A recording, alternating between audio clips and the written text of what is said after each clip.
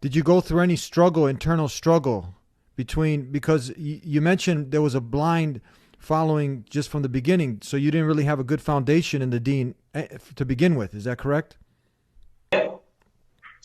You know, the fact of the matter is that the way I was taught Islam, it was not a bad way, you know, and our parents did whatever they could, but there was no proof, you know. So I just tried hard to believe before becoming an atheist.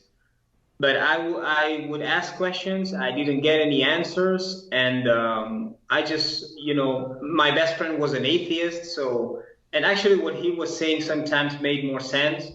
So it was little by little, you know, your iman was lost. And it was actually a while before I started to study Islam by myself and read the Quran. And that's when everything began to change. And I realized that a lot of things about Islam I didn't even know. Were you practicing Islam before? You didn't know much, you were saying, but were you in your home? Was there a practice of it? The prayer 5 times a day, the fasting, the zakat, the other things that a Muslim does daily in his life.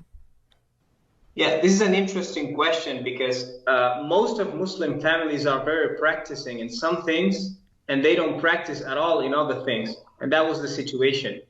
Like, for example, we were not very strict about the prayer. However, we used to fast, you know. We don't eat pork because we're Muslims. However, other things about Islam, you know, you don't even come to know them. So we were like like a regular practicing Muslim family with the typical inconsistencies that you will find in many practicing so-called Muslim families.